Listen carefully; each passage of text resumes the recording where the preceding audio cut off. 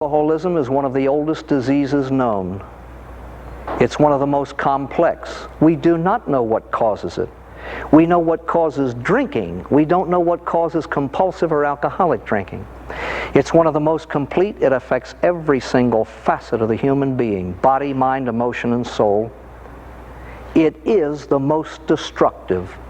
Most alcoholics die. And the disease affects seriously those who live with it. Paradoxically enough, it's the one about which we know the least. It's the one about which we know the least. Since most mistakes in judgment in this field result in tragedy, it only makes sense that what can be known should be known. And there is no field on earth in which there are more half-truths and myths and fallacies. One of the greatest myths is, let's send him to a doctor to find out why he drinks. And we believe that if a person knows why he drinks, the drinking problem will disappear.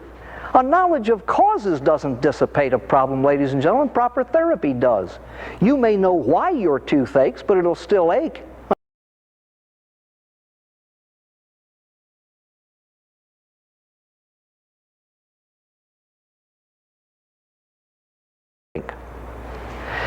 The first thing that touches human lips is water. Why do we drink it? We have to. It slakes thirst.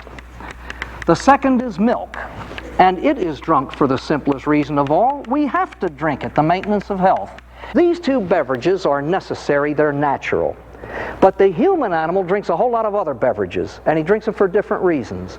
Usually when we're very young, we're introduced to something sweet, soda, soft drink, hot chocolate. And the reason is there's a preference for sweetness in the taste buds of the young. Try it, you'll like it.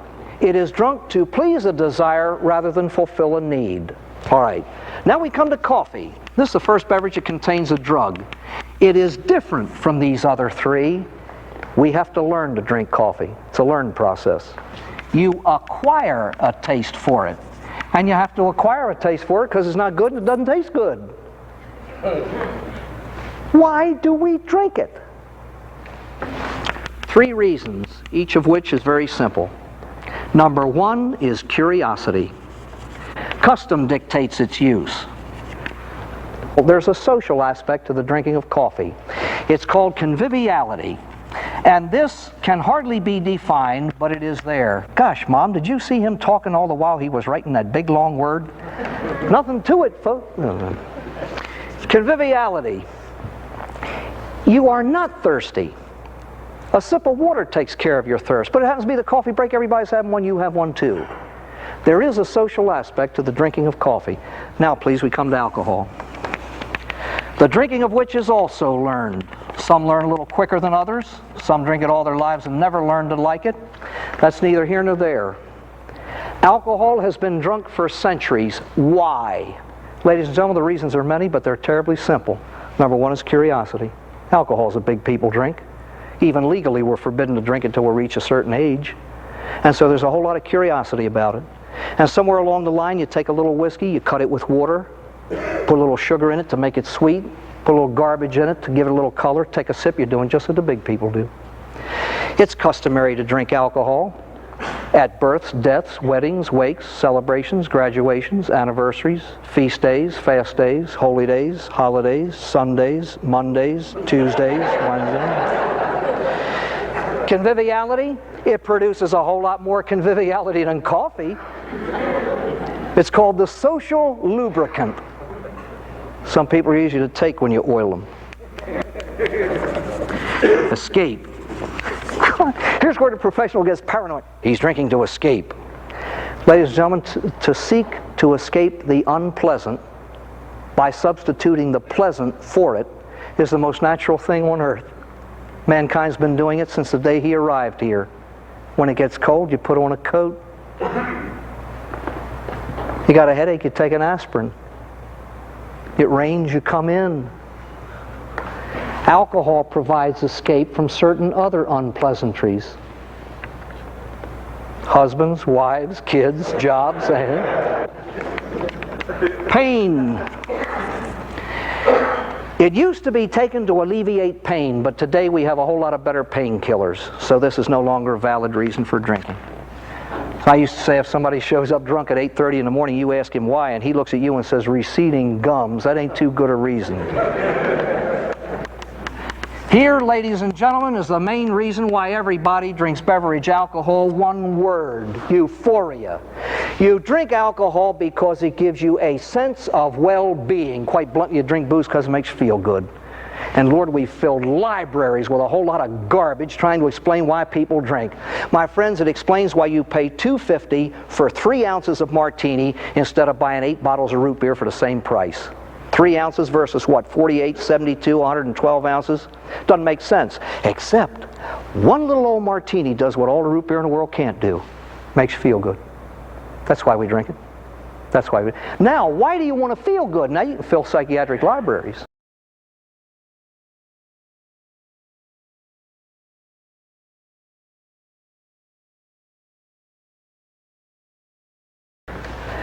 Basically, in its drinkable form, alcohol is a sedative drug. Alcoholism is addiction to that drug. My friends, that's this whole talk in one sentence. Alcohol is a drug, alcoholism is addiction to it. What is addiction? It is a phenomenon characterized by 2 things. Number 1 is compulsive use. Quite bluntly, the alcoholic, along with all other addicts, uses the way he uses because he can't not use that way. Alcoholism has nothing to do with willpower. If alcoholism were a question of willpower, there wouldn't be any alcoholics. Number 2, progression. And this is the weird phenomenon that I will simply state, and then we will comment about it later, because there's no such thing as proof or explanation or anything else. We'll simply comment on it. What does progression mean? It means, again, in spite of so-called scientific research and experimentation, once contracted, it lasts until death. And it gets worse until death.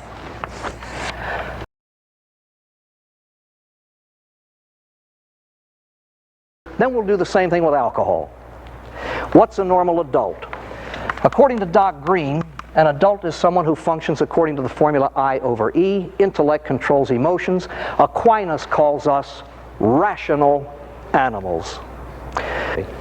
I over E, intellect over emotions. Now please, let's see what happens to that formula when the brain that controls it gets drugged. First of all, there is a physical reaction of dryness in the throat. Ether is highly absorbent of moisture, and it dries out the mucous membranes of the throat. If you've ever undergone surgery by ether, you've noticed after 1 or 2 inhalations, you get that very vague sensation of suffocating. You want to rip the mask off and gulp fresh air. But before you can, you feel good. Whee! You know why you feel good?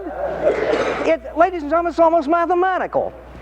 Watch what happens when ether gets to the brain. It hits the first part that is vulnerable. Intellect. Reason goes out the window. Watch the formula. It's I over E except after D. Add the drug. Knock out reason. Liberate the emotions. You have a reversal of the formula and enter an excitement stage. Quite bluntly, you feel good because ether just put to sleep what would make you feel bad. Reason. You see, the problem is still there. You're going to be operated on, but it doesn't bother you. The excitement stage. When the emotions come out, this is important. When the emotions come out, they come out drug affected. You see, that's the next part of the brain that gets hit. You are not watching emotional behavior here, you are watching drugged emotional behavior. Supposing, for example, you walk into an operating room and there's your mother and she's babbling. Let's stop the anesthetic here. Here's your mother babbling. How many of you would say, good heavens, she needs a psychiatrist? Does that make sense? Just bear that in mind for 1 minute. You may or may not feel sick. The next part of the brain that gets hit is what controls your motor activity. Watch, please. You're not in your right mind. You're not in your right emotions. You're not in your right body. You're in an excitement stage with the danger of sickness. These are dangerous. They shoot you right through them. That, ladies and gentlemen, is why that sheet is wrapped rather tightly around you. That's why they're standing there, and that's why they zoom you right through this. When the semi-voluntary functions go, you're unconscious. They don't call it simple unconsciousness. They call it pre-anesthesia. It means you're out, but you can't yet be operated on. You would hurt. When the involuntary functions go, you're anesthetized. Anesthesia is a comatose state, leaving you with your vital functions, and that's it.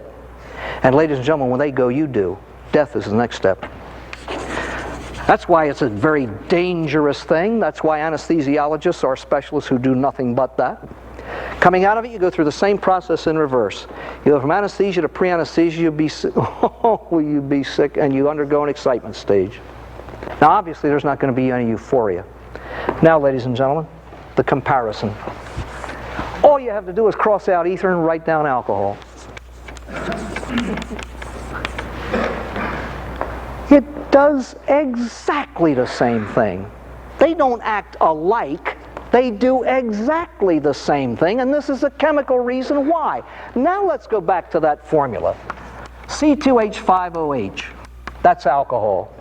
Ether is two of them, HOC2H5. They've got two molecules of alcohol without, however, the water. They take the H2O out. As I've said a couple of thousand times, ether is a double shot without a chaser. Of course they do the same thing. Ladies and gentlemen, they can't not do the same thing. They're composed of carbon, oxygen, hydrogen. The only thing different is the molecular structure.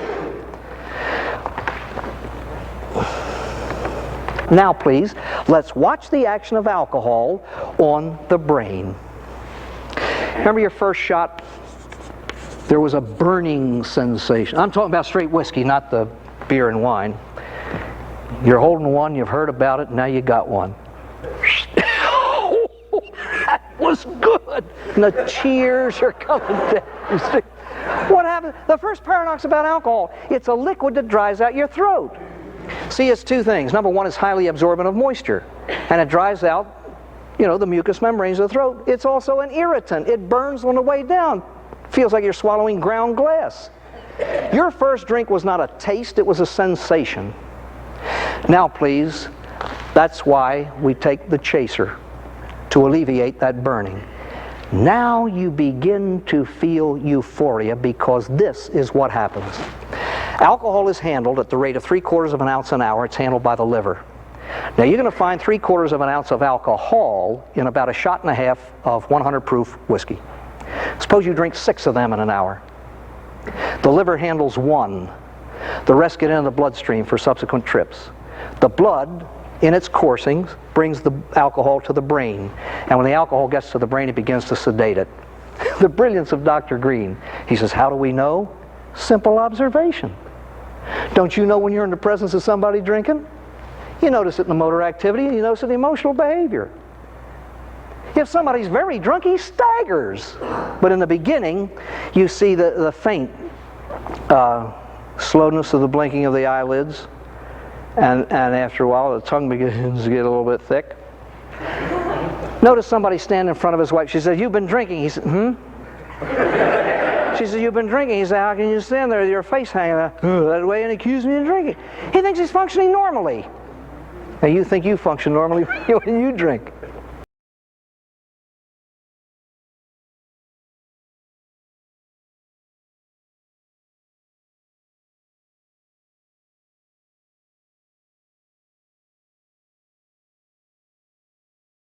Drink.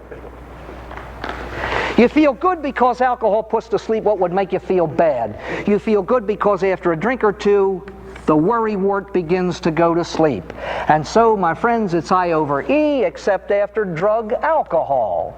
Add alcohol to the formula, knock out the worrywart, and liberate the emotions. Now do you know why the guy smiled when he said the rent's due? The problem was there, but it doesn't bother him. The worrywart's out of the picture. And this is why we do wacky things when we drink. Reason is gone. Now please, this is important. When the emotions come out, they come out drug affected. You are not watching emotional behavior in a drinker. You are watching drugged emotional behavior. Now, why is this important for the alcoholic? Now let's look at the alcoholic. All of this stuff, ladies and gentlemen, doesn't have to do with alcoholism. It has to do with anybody that drinks alcohol. But for the moment, now let's go to the alcoholic. He lives that way. He lives that way because he's been drugging his brain with too much too often for 18 years.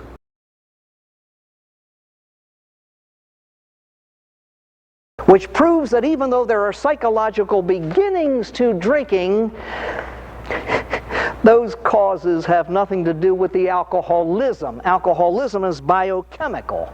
These things are way in the background. Quite bluntly, ladies and gentlemen, most professionals put the cart before the horse. All these so-called causes are nothing but the results. The guy's acting like a fruitcake because he's been drugged for 18 years. All I'm saying is this. In the initial stages, you don't use that sort of therapy. You get the alcoholic sober first. Then you give him what he needs.